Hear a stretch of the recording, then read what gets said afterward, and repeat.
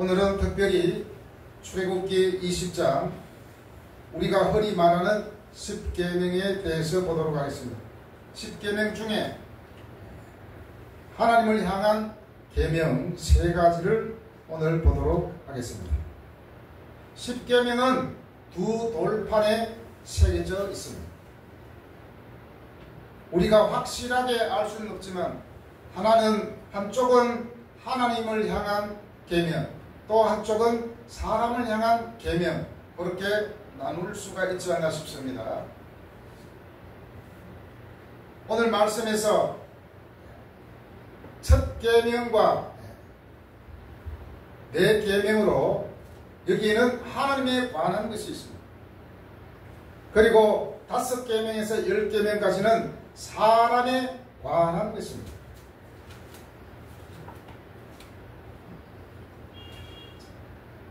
이 둘을 우리가 이렇게 말할 수 있습니다. 하나님에 관한 것을 잘 지키면 그 안에는 자유함이 있다는 것이죠. 그리고 사람에 관한 계명을 잘 지킬 때 거기에는 사람과의 유대관계가 원활하게 될 수 있다 라고 말할 수 있습니다. 자, 오늘 말씀에서 자세히 보면은 나와 너로 이렇게 언급하고 있습니다. 2절에서 나는 너를 애굽 땅 종되었던 집에서 인도하여 낸 내 하나님 여호와니라. 그리고 3절에서 너는 나 외에는 다른 신을 내게 두지 말라. 너는 하고 있습니다. 왜 이렇게 하나님이 주신 계명에서 2인칭 단수 너로 이렇게 말씀하셨을까요? 바로 그 이유는 하나님은 각자 자기 자신에게 말씀하신 것으로 받아들이기를 원하시기 때문입니다. 우리가 아니라 바로 내 자신을 말하는 것입니다. 나 자신에게 하나님은 말합니다. 너는 나 외에는 다른 신들을 내게 있게 말지니라. 영어 성경에는 나 외가 없습니다. 내 앞에로 번역되어 있습니다. 내 앞에서. 하나님 면전에서 다른 신들을 두지 말라는 것입니다. 다시 말하면 하나님보다 내가 만든 그 어떤 것을 앞에 두지 말라는 것입니다. 만약에 자기 남편이 있고 자기 부인이 있는데 그 앞에 다른 여자를, 다른 남자를 데려다 놓으면 어떻겠습니까? 풍지박살나겠죠. 다른 신들을 두지 말라는 것은 하나님을 가장 우선순위로 두라는 것입니다. 우리가 하나님을 의지하지 않고 다른 것을 의지하는 것은 곧 우상이다 라고 볼 수 있습니다. 물론 우리는 다른 사람을 의지할 수 있습니다.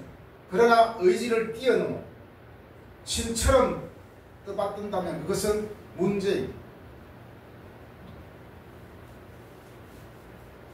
많은 크리스찬들이 단지 천황에게 절하지 않고 황제에게 절하지 않는 그것 때문에 많은 사람들이 죽었잖아요. 단지 일본의 천황한테 절하는 것, 그게 문제가 아니라 천황 그 이상으로 신격화되었기 때문에 그에게 절을 하지 않았던 것입니다. 그래서 많은 사람들이 일제시대 때 예수 믿는 크리스찬들이 감옥에 엄청 많이 갔잖아요. 사실은 예수 믿는 사람만큼 핍박받은 단체도 없었어요. 일제시대 때. 옛날 로마 시대 때도 마찬가지입니다. 황제들은 황제 숭배 사상을 계속 주입시키면서 황제에게 절하라고 했습니다. 황제에게 절하면 너희를 살려주겠다. 예수를 부인하고 황제에게 절 한 번만 하면 살려주겠다 라고 했을 때 그 모든 것을 뿌리치고 절하지 않았다는 것입니다.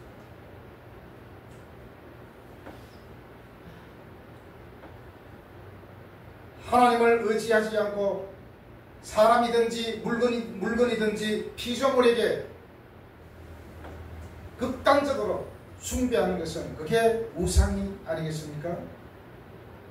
우리가 알코올 중독된 사람들에게 뭐라고 말합니까? 야, 저 사람은 술을 의지하지 않으면 살 수가 없어. 저는요 술을 의지하지 않으면 하루도 살 수가 없어요. 이런 사람이 있습니다. 담배도 마찬가지입니다.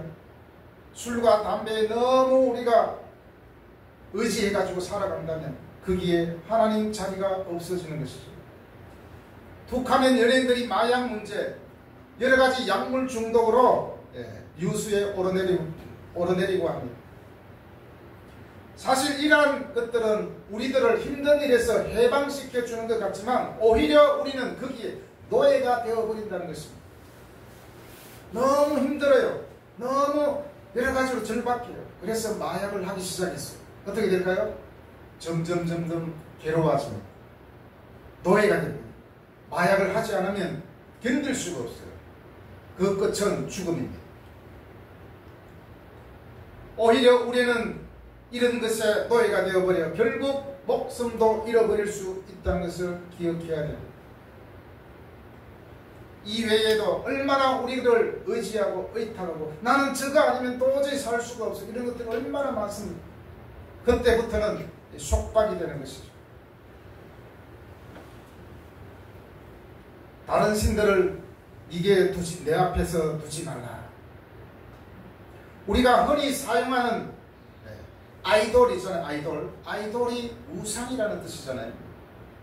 나 외에 다른 신들을 섬기지 말라고 하시는데 나 외에라는 말은 나 외에 집 자신은 없다는 것입니다. 왜 그런데 나 외에 다른 신들을 섬기지 말라고 할까요? 사람들이 인위적으로 만들어가지고 우상을 만들어서 그것을 신격화하고 거기에 매여 살기 때문에 하지 말라는 것입니다. 성경에서는 하나님 한 분 이외에는 다른 신은 절대로 존재하지 않는다고 말씀하고 있습니다. 사람들이 신이라고 섬기는 것은 사람들이 만든 우상에 불과하다는 것입니다. 그리고 성경에서 다른 신을 숭배하는 것을 영적인 간음이라고 말합니다. 하나님 아버지를 섬기면서 다른 신들, 다른 우상에게 섬기는 것은 영적으로 간음하는 것이다. 그렇게 성경에서는 말씀하고 있습니다. 그렇습니다. 우리는 바로 이 첫 번째 계명, 너는 나 외에는 다른 신들을 내게 두지 말라. 이 첫 번째 계명을 우리가 지키게 된다면 나머지 9계명은 자동적으로 지킬 수밖에 없습니다. 요한 1서 5장 21절에서 말씀합니다. 자녀들아 너희 자신을 지켜 우상에게서 멀리하라. 우상에게서 멀리하라. 자녀들은 누구입니까? 바로 하나님을 믿는 우리들 말하지 않겠습니까? 하나님을 섬기면서 우상에게 절하는 그런 짓을 하지 말라는 것입니다. 하나님을 섬기면서 하나님 이외의 다른 것을 절대적으로 섬긴다면 이것은 하나님을 온전히 믿지 못한다는 것이 아니겠습니까? 제 주변에는 그런 사람을 못 봤지만은 예수 믿는 사람 중에도 점집에 가는 사람들이 있답니다. 왜 그렇습니까? 똑같이 보는 거예요. 그게 바로 다른 신을 두는 게 아니겠습니까? 이스라엘 백성들이 애굽의 노예 생활에서 탈출하여 가나안 땅에 정착한 뒤에 그들은 바알신을 숭배합니다.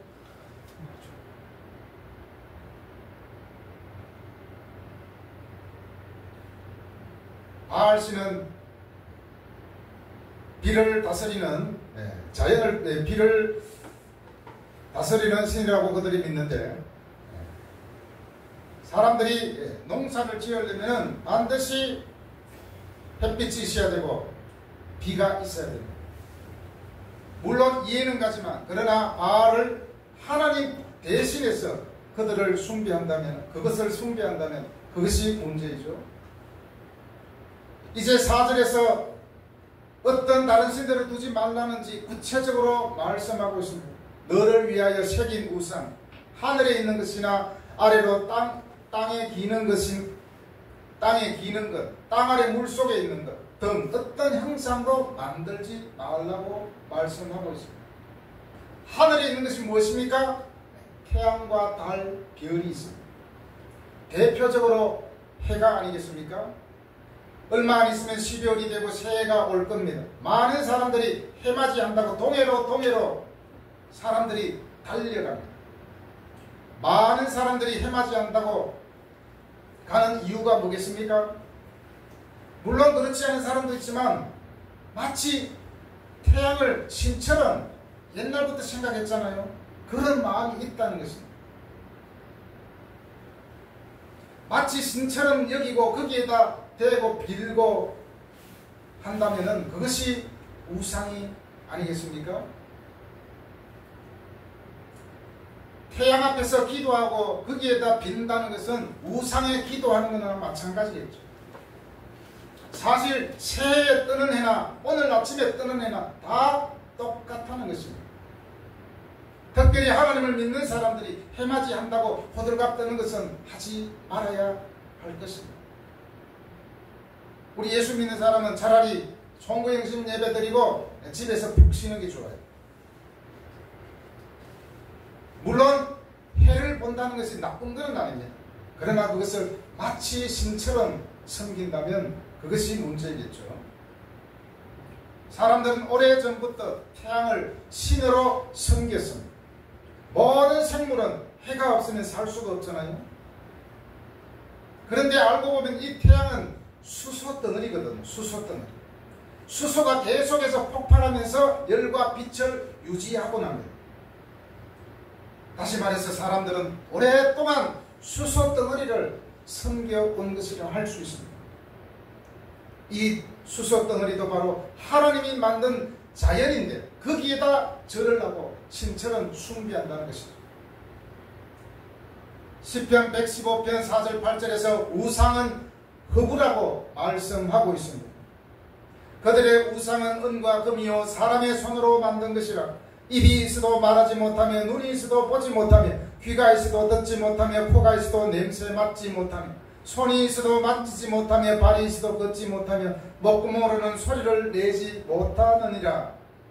우상을 만드는 자와 그것을 의지하는 자가 다 그와 같으리로다. 코가 있어도 냄새를 맡지 못하고 손이 있어도 만지지 못하며 발이 있어도 걷지 못하며 한마디로 새겨진 우상을 말합니다. 그 우상을 만드는 자와 그것을 의지하는 자가 다 허망하다는 것입니다. 그리고 바울은 고린도전서 10장 20절에서 이렇게 우리에게 교훈하고 있습니다. 이방인이 제사하는 것은 귀신에게 하는 것이요 하나님께 제사하는 것이 아니니 나는 너희가 귀신과 교제하는 자가 되기를 원하지 아니하노라. 그리고 고린도전서 10장 14절에서 또 이렇게 언급합니다. 내 사랑하는 자들아 우상 숭배하는 것을 피하라. 자, 분명히 뭐라고 했습니까? 제사 지낸 것, 조상들에게 제사 지낸 것, 우상 숭배라고 말하고 있죠. 귀신과 교제하는 거예요. 어떤 면에서는 예수 믿는 사람이 추도 예배 드리는 것, 이건 사실 문제가 굉장히 많아요.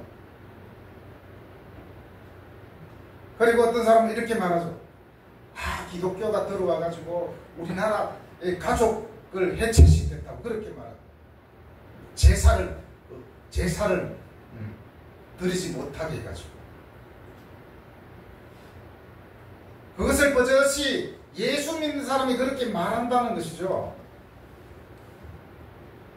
분명히 성경에서 제사 지내는 것은 귀신과 교제하는 것이라고 말씀하고 있습니다.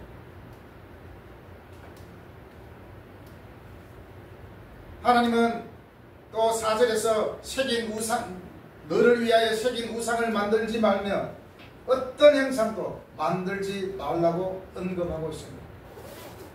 성경은 모든 경우에 있어서 그 대상은 살아계신 하나님의 경쟁자로 그렇게 묘사되고 있습니다.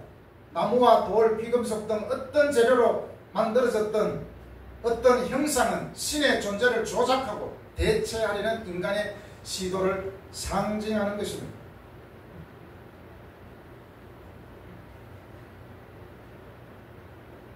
특히 가톨릭 같은 경우에는 어떻습니까? 옆에도 성당이 있지만 딱 들어가면 예수님의 상이 있고 그 또 왼쪽 편에 보면은 마리아 상이 있습니다. 거기다가 절을 합니다.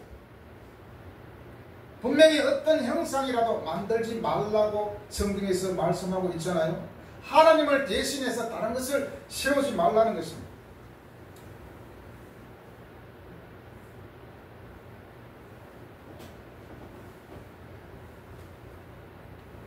사실 우상을 위해 형상을 새기는 것도 문제지만 그 앞에 절하는 것을 금지하는 내용이 이어서 함께 나오고 있죠. 5절에서 그것들에게 절하지 말며 그것들을 섬기지 마라.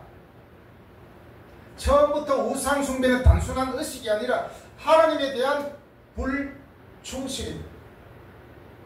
꼭 믿음 없는 사람들이 이것도 좋고 저것도 좋고 말합니다. 성경에서 분명히 우상 숭배는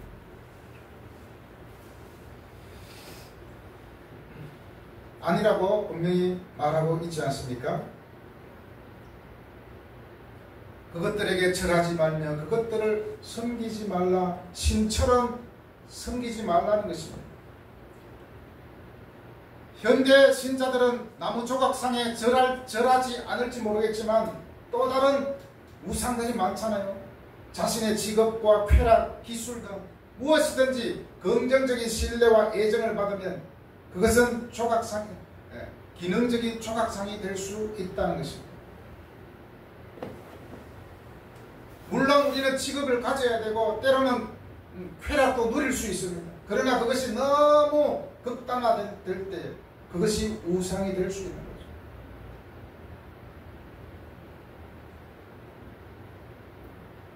그리고 또 이런 게 있잖아요. 우리나라에 무슨 시험날이 되면 어떻습니까? 엿도 신이 된 것처럼 그 앞에서 절을 하고 빕니다. 그래서 외국인 선교사들이 왔을 때 굉장히 이상하게 생각을 했대요. 아니 왜 엿한테 절을 합니까? 그냥 그냥 시험 잘 치세요 이렇게 말하면 되는.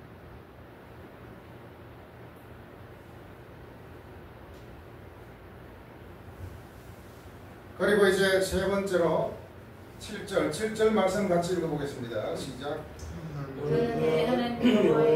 망령되게 부르지 말라. 여호와는 그의 이름을 망령되게 부르는 자를 죄 없다 하지 아니하리라. 아멘. 너는 하나님 여호와의 이름을 망령되게 부르지 말라. 여호와는 그의 이름을 망령되게 부르는 자를 죄 없다 하지 아니하리라. 시편 111편 9절에서 이렇게 말씀하고 있습니다. 그의 이름이 거룩하고 지존하시도다. 지존하다는 것은 존귀하다는 것입니다. 하나님은 그분의 거룩하고 지존하신 그 이름이 우리들로 인하여 존경을 받도록 훌륭하게 유지될 것을 요구하고 계십니다. 그분은 바로 거룩하고 존귀하신 분이기 때문입니다. 우리가 주님의 이름을 불손하게 그리고 불필요하게 멸시하면서 사용해서는 안 된다는 것이죠. 여기서 여호와의 이름은 단순히 발음이나 호칭만을 뜻하지 않습니다. 바로 하나님의 존재와 성품과 권위와 명예 전체를 포함한 것입니다. 고대 히브리 사상에서는 그 이름은 곧 사람의 본질을 대표합니다. 여호와라 그러면 주님의 모든 것을 본질을 말하고 있는 것이죠.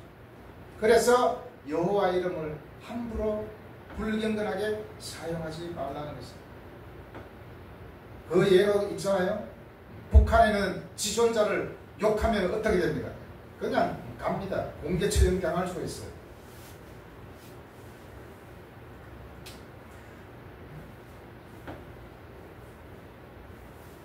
예수님께서 제자들에게 가르치신 주기도문 첫 번째 부분에서 뭐라고 말씀합니까? 이름이 거룩히 여김을 받으시오며 라고 하십니다. 하나님의 이름은 바로 신성하게 다루어져야 한다는 것입니다. 우리들의 일상 대화에서나 그리고 종교적인 헌신에 그 무엇이 들어가서 하나님의 이름의 거룩함을 떨어뜨려서는 안 되는 것입니다. 자, 여기서 여호와의 이름을 망령되이 부르지 말라 그랬는데 여기서 망령되다라는 것은 헛되다, 거짓되다, 속이거나 의미 없다는 것입니다. 우리가 말할 때 의미 없이 하나님 이름을 말하잖아요.